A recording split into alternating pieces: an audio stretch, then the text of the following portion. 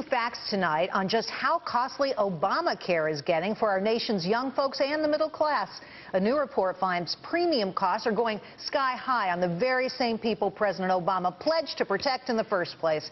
Joining me now, Republican Congresswoman Marsha Blackburn of Tennessee. She's the Vice Chair of the House Energy and Commerce Committee. Welcome back to the show. It's always good to see you. Thanks for coming in. Good to see you. Let's get some of these numbers in, because I think people are going to be astonished to see insurance premiums jumping 145 to 189%. Are you kidding me? Well, that is what the report found, and in Tennessee they'll go, 100%. In Wisconsin they're looking at 200%. Wow.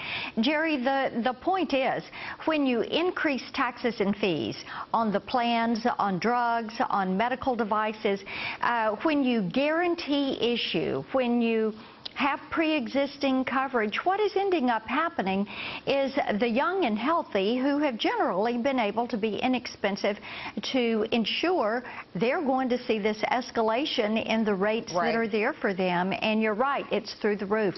Because they're now going to be required to have comprehensive policies that carry a hefty price tag, one they can't afford, instead of some of the kinds of policies they've had in the past. I have to tell you another number from your study that blew me away. Obamacare imposing $165 billion in new taxes, fees on plans, drugs, and devices. This is one of the most expensive entitlement programs we've ever seen. And just to be clear here, I think we were promised that it wouldn't raise the deficit one penny.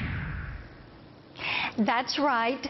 And when you look at what has transpired with the increases in these taxes and fees, there again, you put all of this in there, that $165 billion of new taxes and fees on top of the existing premium rate, and then you are seeing these rates go through the roof because of all those mandates, as you said, having to have these comprehensive plans.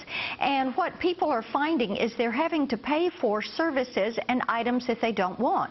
That's why individuals are saying we need to be able to buy whatever kind of health insurance we want from whoever, wherever in the country, because this is constricting their access to affordable health care. And instead of getting the cost down, it is driving it up, whether it's the health care delivery or the health care implements or the pharmaceuticals or the insurance. All of it is escalating. You know, Marsha, we were told we could keep our plan, not the case. Right. That our premiums wouldn't go up, not the case.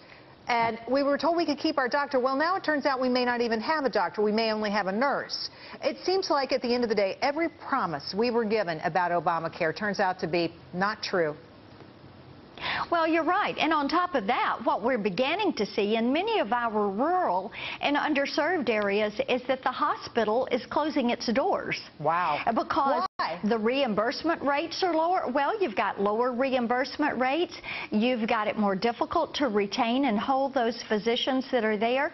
You just have so many complications to the process, and we're beginning to hear here in Tennessee, we've already had a couple of cases where we're having hospitals that are going to have to close their doors. And, this is not what it was supposed to be. And I tell you, those of us who have lived through some of these public option health care plans have said you have to watch the escalation in the rate of the cost of health care, because it drives it up. You put government intervening. I thought that's what we were trying to prevent. I thought that was the point of Obamacare, was that we were really concerned about the escalation of prices for health care in this country. We're going to drive them down by doing this. And in fact, no, I'm sorry, it's just the opposite. It's what happens every time government gets into an industry. You have decreased access, you have increased cost, and the consumer ends up on the short end of the stick. I don't like that. Marsha Blackburn, Congresswoman, thanks for coming on tonight. Great job and good to be with you. Amazing information. Thank you.